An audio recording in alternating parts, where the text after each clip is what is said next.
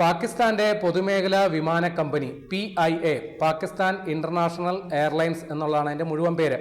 ഇതിനെക്കുറിച്ചുള്ള ഒരു കഥ പറഞ്ഞ് നമുക്ക് ആ വിഷയത്തിലേക്ക് വരാം. സംഭവം നടക്കുന്നത് 2020 മെയ്യിലാണ്. അന്ന് കറാച്ചി വിമാനത്താവളത്തിൽ ഇറങ്ങാൻ തുടങ്ങിയ ഒരു പാകിസ്ഥാൻ PIA വിമാനം ഏതാണ്ട് 94 യാത്രക്കാർ ആ വിമാനത്തിലുണ്ടായിരുന്നു. അത് ലാൻഡിങ്ങിന് വേണ്ടി ശ്രമിക്കുമ്പോൾ ആ വിമാനത്തിൻ്റെ ലാൻഡിംഗ് ഗിയർ വീലുണ്ടല്ലോ അത് റിലീസ് ചെയ്തിരുന്നില്ല. അത് അകത്തോട്ട് തന്നെ ഇരിക്കുന്ന സമയത്താണ് ഈ വിമാനം ലാൻഡിങ്ങിന് വേണ്ടി ശ്രമിച്ചത്. അങ്ങനെ ആ ലാൻഡിങ്ങിൻ്റെ തൊട്ട് മുമ്പ് എയർ ട്രാഫിക് കൺട്രോളിൽ നിന്ന് പറയുന്നു, നിങ്ങൾ പെട്ടെന്ന് തന്നെ ഉയർന്നു പറക്കണം, ഇവിടെ വിമാനത്തിൻ്റെ തുലനാവസ്ഥ അത് വീണ്ടെടുക്കാൻ പറ്റിയിട്ടില്ല. ആ പൈലറ്റ് വീണ്ടും ഉയർന്നു പറക്കാൻ നോക്കി. ആ സമയത്ത് ഈ വിമാനം ആ റൺവേയിൽ ചെറുതായിട്ടൊന്ന് ഉരഞ്ഞു. വീണ്ടും രണ്ടാമത് ലാൻഡിങ്ങിന് ശ്രമിക്കുന്നതിനിടയിൽ ആ വിമാനത്തിൻ്റെ എൻജിൻ തകരാറിലായി. അങ്ങനെ ആ വിമാനം തകർന്നു വീണു. 94 പേർ തൽക്ഷണം മരിക്കുകയും ചെയ്തു. അപ്പോൾ അതുമായി ബന്ധപ്പെട്ടുള്ള അന്വേഷണ റിപ്പോർട്ടിൽ വന്ന ഞെട്ടിക്കുന്നൊരു സംഗതി, ഈ പാകിസ്ഥാൻ ഇന്റർനാഷണൽ എയർലൈൻസിൻ്റെ പൈലറ്റുമാരിൽ ഏതാണ്ട് 30% പേർ വ്യാജന്മാരാണ്. ബന്ധപ്പെട്ട അംഗീകൃത കോഴ്സുകൾ പഠിച്ചവരോ അല്ലെങ്കിൽ കൃത്യമായ പരിശീലനം സിദ്ധിച്ചവരോ അല്ല പാകിസ്ഥാൻ എയർലൈൻസ് എന്ന് പറയുന്ന വിമാനം പറപ്പിക്കുന്നത്. 262 വിമാനങ്ങൾ അവർക്ക് അല്ലെങ്കിൽ 262 പൈലറ്റുമാരെയാണ് ഇതുമായി ബന്ധപ്പെട്ട് അവർക്ക് ജോലിയിൽ നിന്ന് മാറ്റി നിർത്തേണ്ടി വന്നത്. അപ്പോൾ സ്വാഭാവികമായിട്ടും അവരുടെ വിമാന സർവീസുകളൊക്കെ താളം തെറ്റി. അതോടുകൂടി തുടങ്ങിയതാണ്. നേരത്തെ തന്നെ ഈ പാകിസ്ഥാൻ ഇന്റർനാഷണൽ എയർലൈൻസ് എന്ന് പറയുന്നത് ഇത്തിരി ദാരിദ്ര്യാവസ്ഥയിലായിരുന്നു. പക്ഷേ ദാരിദ്ര്യം എന്ന് പറയുന്നത് പടുകുഴിയിലേക്ക് പോയത് ഈ സംഭവത്തിന് ശേഷമാണ്. ആ വിമാന കമ്പനി എന്ന് പറയുന്നത് കുത്തുവാള എടുക്കുന്ന അവസ്ഥയിലേക്ക് വന്നത്. കാരണം സുരക്ഷാ മാനദണ്ഡങ്ങൾ പാലിക്കുന്നതിന് വേണ്ടിയിട്ട് അവർക്ക് വലിയ പണച്ചെലവ് വേണ്ടി വന്നു. പ്രത്യേകിച്ചും European EASA European aviation authority അവർ കടുത്ത നിലപാടെടുത്ത് ഈ പറയുന്ന വിമാനം യൂറോപ്യൻ മേഖലകളിലേക്ക് കടന്നു പോകരുത്, കാര്യം സുരക്ഷ നിങ്ങളെ സംബന്ധിച്ചില്ല. അപ്പോൾ അത് കാരണം എന്തു പറ്റി, ലാഭകരമായി പ്രവർത്തിക്കുന്ന പല സർവീസുകളും PIAക്ക് കിട്ടാണ്ടായി. അങ്ങനെ നേരത്തെ കടം ഇപ്പോൾ വരുമാനവും നിലയ്ക്കുന്ന അവസ്ഥ. പിന്നെ കൂടാതെ അവർക്ക് വേണ്ടിയിട്ട് ഈ സുരക്ഷാ കാര്യങ്ങളൊക്കെ മെച്ചപ്പെടുത്തുന്നതിന് വേണ്ടി വീണ്ടും പണം അങ്ങോട്ട് ചെലവഴിക്കേണ്ടി വന്നു. അങ്ങനെ ചുരുക്കി പറഞ്ഞാൽ ആ കമ്പനി ഈ സംഭവങ്ങൾക്ക് ശേഷം അവരുടെ കടമെന്ന് പറയുന്നത് പാകിസ്ഥാൻ കറൻസിയിലെ 200 ബില്യൺ പാകിസ്ഥാൻ കറൻസി ആയിട്ട് വർദ്ധിച്ചു. ഇതാണ് ഇപ്പോൾ നമ്മുടെ PIA എന്ന് പറയുന്ന പാകിസ്ഥാൻ എയർലൈൻസിൻ്റെ അവസ്ഥ. അപ്പോൾ ഇപ്പോൾ പാകിസ്ഥാൻ എന്ന് പറയുന്ന രാജ്യം അവർ ഈ അന്താരാഷ്ട്ര നാണയനിധി നമ്മുടെ ലോക ബാങ്കിൽ നിന്ന് നിരന്തരമായി കടം വാങ്ങുന്ന ഒരു രാജ്യമാണ്. ഏതാണ്ട് 1958 ശേഷം 20 വായ്പയാണ് ലോക ബാങ്കിൽ നിന്ന് പാകിസ്ഥാൻ എടുത്തിരിക്കുന്നത്. അപ്പോൾ ഈ കാര്യത്തിൽ ഏറ്റവും കൂടുതൽ വായ്പ എടുത്തവരുടെ പട്ടികയിൽ 5ാം സ്ഥാനത്താണ് പാകിസ്ഥാൻ എന്നതുകൂടി ഓർക്കണം. അപ്പോൾ ഈ വായ്പയൊക്കെ എങ്ങനെ തിരിച്ചടയ്ക്കാനാണ്? അപ്പോൾ ലോക ബാങ്ക് ഒരു വായ്പ നമുക്ക് തരുമ്പോൾ അവർ കർശനമായ വ്യവസ്ഥകളൊക്കെ വെക്കും. അപ്പം അതിൻ്റെ ഭാഗമായിട്ട് അവർ പറയുന്നു, നിങ്ങളുടെ ഖജനാവിൽ നിന്ന് കാശ് ചോർത്തുന്ന പ്രധാന സംഗതികളിൽ ഒന്നാണ് ഈ പാകിസ്ഥാൻ ഇന്റർനാഷണൽ എയർലൈൻസ്. അതിനെ അങ്ങ് വിറ്റേക്കുക. അതിനെ വെച്ചോണ്ടിരുന്നു കഴിഞ്ഞാൽ ഞങ്ങളുടെ കാശ് തിരിച്ചു കിട്ടുമെന്ന് യാതൊരു ഉറപ്പുമില്ല. അപ്പോൾ അതിനെ സ്വകാര്യവൽക്കരിക്കണം എന്നുള്ളതാണ് നിലപാട്.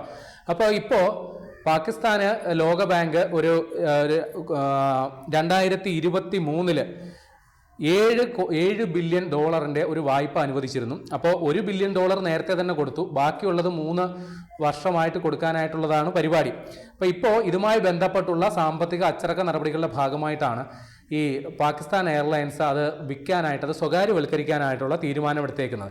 അപ്പോൾ ഇപ്പോൾ അറിയുന്ന വാർത്തകൾ 51 മുതൽ ചിലപ്പോൾ 100% വരെ ഇതിൻ്റെ ഓഹരി വിറ്റഴിക്കും എന്നുള്ളതാണ് പറയുന്നത്.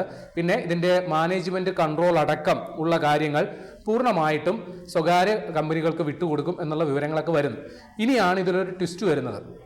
അപ്പോൾ പാകിസ്ഥാൻ്റെ ഒരു കമ്പനി അവരുടെ നിലവിലുള്ള നിയമപ്രകാരം ഒരു പൊതുമേഖലാ കമ്പനി പൂർണ്ണമായിട്ടും സ്വകാര്യ മേഖലയ്ക്ക് വിൽക്കാൻ പാടില്ല എന്നുള്ളതാണ് നിലവിലെ നിയമം. അപ്പോൾ അതൊക്കെ കാറ്റിൽ പറത്തിക്കൊണ്ടാണ് ഇപ്പോൾ കാര്യങ്ങൾ നടക്കുന്നത്. ഇപ്പോൾ അവരുടെ വിറ്റഴിക്കൽ മന്ത്രി, അദ്ദേഹത്തിൻ്റെ പേര് മുഹമ്മദ് അലി എന്നുള്ളതാണ്. അപ്പം അദ്ദേഹം പറയുന്നത് 85% വരെ ഓഹരിയാണ് വിൽക്കാൻ ഉദ്ദേശിക്കുന്നത്. 15% ഓഹരി സർക്കാരിൻ്റെ നിയന്ത്രണത്തിലായിരിക്കും. അങ്ങനെ സർക്കാരിൻ്റെ നിയന്ത്രണം ആദ്യമായി അതിലുണ്ടാകും. 20 വർഷത്തിന് ശേഷം പാകിസ്ഥാനിൽ നടക്കുന്ന ഏറ്റവും വലിയ വിറ്റഴിക്കൽ മഹാമഹമാണ് ഇപ്പോൾ നടക്കുന്നത്. അപ്പോൾ ഇതിപ്പോൾ വാങ്ങാൻ വന്നിരിക്കുന്നവരാരൊക്കെയാണെന്ന് നോക്കുമ്പോഴാണ് നമുക്ക് അതിൽ ഒരു ചിരിയൊക്കെ വരുന്നത്. കാരണം അതിലെ 1ാം പേരുകാരൻ ഫൗജി ഫെർട്ടിലൈസർ കമ്പനി, അതാരാണെന്നുള്ളത് പിന്നീട് പറഞ്ഞുതരാം.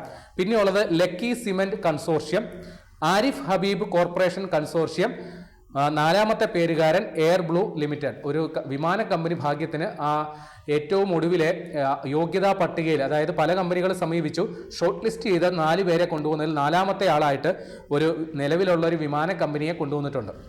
അപ്പോൾ ഇതിൽ ഒന്നാം പേരുകാരൻ ഈ ഫൗജി ഫെർട്ടിലൈസർ കമ്പനി. ഈ ഫൗജി എന്ന് പറഞ്ഞാൽ അതിൻ്റെ മലയാളത്തിലെ അർത്ഥം എന്ന് പറഞ്ഞാൽ പട്ടാളക്കാരൻ, സൈനികൻ എന്നാണ് അർത്ഥം. അപ്പോൾ നമ്മൾ മനസ്സിലാക്കേണ്ട ഒരു സംഗതി, പാകിസ്ഥാനിലെ ഏറ്റവും വലിയ കോർപ്പറേറ്റ് സെക്ടർ അല്ലെങ്കിൽ ഏറ്റവും വലിയ ബിസിനസ് മേഖല, സംരംഭകർ എന്ന് പറയുന്നത് അവിടുത്തെ പട്ടാളമാണ്. ഒരു രാജ്യത്ത് പട്ടാളം രാജ്യസുരക്ഷ ഉറപ്പുവരുത്തേണ്ട ചുമതലയുള്ളപ്പോൾ പാകിസ്ഥാനിൽ അവിടെ രാജ്യസുരക്ഷയല്ല, അവിടുത്തെ കച്ചവടമാണ് പാകിസ്ഥാൻ സേനയുടെ പ്രധാന പരിപാടി. ആ രാജ്യത്തെ ആശുപത്രി മുതൽ വിദ്യാഭ്യാസ സ്ഥാപനങ്ങൾ മുതൽ ഏറ്റവും വലിയ നമ്മുടെ കപ്പൽ നിർമ്മാണം, അതേപോലെയുള്ള വൻകിട വ്യവസായ ശൃംഖലകൾ വരെ ഈ പറയുന്ന ഫൗജി ഫൗണ്ടേഷന്റെ കീഴിലാണ്. പട്ടാളക്കാർ കച്ചവടം നടത്തുന്നു, ലാഭമുണ്ടാക്കുന്നു, അവർ വലിയ സമ്പന്നന്മാരാകുന്നു. ഈ രാജ്യത്തിന്റെ പൊതുമുതൽ അങ്ങനെ പട്ടാളക്കാർ അല്ലെങ്കിൽ സൈനിക മേധാവികൾ അവരുടെ കുടുംബ ആസ്തിയാക്കി മാറ്റുന്നു എന്നുള്ളതാണ് നമ്മൾ മനസ്സിലാക്കേണ്ടത്. അപ്പോൾ ഇവിടെ അസീം മുനീറിന് നിലവിലെ ഈ ഫൗജി ഫൗണ്ടേഷന്റെ ഡയറക്ടർ ബോർഡ് അംഗത്വം ഒന്നുമില്ല. പക്ഷേ അദ്ദേഹമാണ് ഈ ഫൗജി ഫൗണ്ടേഷന്റെ അതിൻ്റെ കാര്യങ്ങൾ നിയന്ത്രിക്കുന്ന ചുമതലക്കാരെ നിയമിക്കുന്നത് നിലവിൽ അസീം മുനീർ ആണ് എന്നുള്ളത് മനസ്സിലാക്കണം. അപ്പോൾ നിലവിൽ ഈ ഫൗജി ഫെർട്ടിലൈസർ കമ്പനി, വളമുണ്ടാക്കുന്ന ഫൗജി ഫൗണ്ടേഷന്റെ കീഴിലുള്ള ഒരു വളം നിർമ്മാണ കമ്പനിയാണ് ഈ പാകിസ്ഥാൻ ഇന്റർനാഷണൽ എയർലൈൻസ് വാങ്ങാനായിട്ട് സന്നദ്ധത അറിയിച്ചുള്ളത് എന്ന് മനസ്സിലാക്കണം. അപ്പോൾ ചുരുക്കി പറഞ്ഞാൽ അസീം മുനീറിന് ഇനി രാജ്യത്തെ വിമാന സർവീസുകളുടെ നിയന്ത്രണം കൂടി അദ്ദേഹത്തിന്റെ കീഴിലാകും എന്നുള്ളതാണ് മനസ്സിലാക്കേണ്ടത്. നിലവിൽ ഈ പാകിസ്ഥാൻ ഇന്റർനാഷണൽ എയർലൈൻസിന് 16 വിമാനങ്ങൾ മാത്രമാണ് സർവീസിലുള്ളത്. 17 എണ്ണം കട്ടപ്പുറത്താണ്. ഞാൻ നേരത്തെ പറഞ്ഞതുപോലെ ഒരുപാട് പ്രശ്നങ്ങൾ ആ കമ്പനി നേരിടുന്നുണ്ട്. അതുകൊണ്ട് തന്നെയാണ്. അപ്പോൾ ഇവിടെ ഈ പറയുന്ന എന്തുകൊണ്ട് ഇത്രയും പാകിസ്ഥാന്റെ തന്നെ ഒരു ദേശീയതയുടെ പ്രതീകം അല്ലെങ്കിൽ പാകിസ്ഥാന്റെ പതാകവാഹകരായിട്ടുള്ള ഒരു വിമാന കമ്പനിയെ വിറ്റൊഴിവാക്കുന്നു എന്ന് ചോദിച്ചു കഴിഞ്ഞാൽ പാകിസ്ഥാൻ ഇനിയും കടം മേടിച്ചേ പറ്റൂ. അപ്പോൾ കടം കിട്ടണമെങ്കിൽ എന്ത് ചെയ്യണം? അവർ പറയുന്ന വ്യവസ്ഥ പാലിക്കണം. അപ്പം അതിനു വേണ്ടിയിട്ടാണ് ഈ വിറ്റഴിക്കൽ മഹാമഹം നടക്കുന്നത്. പക്ഷേ ഇത് വന്ന് കിട്ടുന്നത് ചുളുവിലയ്ക്ക് ഒരു വിമാന കമ്പനി നമ്മുടെ അസീം മുനീറിന് കിട്ടും. അസീം മുനീർ ഇപ്പോൾ വെറും അസീം മുനീർ അല്ല, അവിടുത്തെ 3 സൈന്യങ്ങളുടെ അധിപനാണ്. അവിടുത്തെ ആണവ ആയുധങ്ങളടക്കം കൈകാര്യം ചെയ്യാനായിട്ട് അധികാരമുള്ള സൈനിക മേധാവിയാണ്. അപ്പോൾ അദ്ദേഹത്തിൻ്റെ കിരീടത്തിൽ ഒരു തൂവല് കൂടി ചാർത്തി കൊടുക്കുക എന്നല്ലാണ്ട് ഈ വിറ്റഴിക്കൽ മഹാമഹത്തിന് കാര്യമായ പ്രസക്തിയോ പ്രയോജനമോ ഉണ്ടാകില്ല എന്ന് തന്നെ വേണം കരുതാൻ. ഏതായാലും ഇതുകൊണ്ടെങ്കിലും പാകിസ്ഥാൻ ഇന്റർനാഷണൽ എയർലൈൻസ് പച്ച തൊടുമെങ്കിൽ അത് അവിടെയുള്ള അതുമായി ആശ്രയിച്ച് ജീവിക്കുന്നവർക്ക് അത് ഗുണകരമാവുമെങ്കിൽ അത്രയും നല്ല കാര്യം.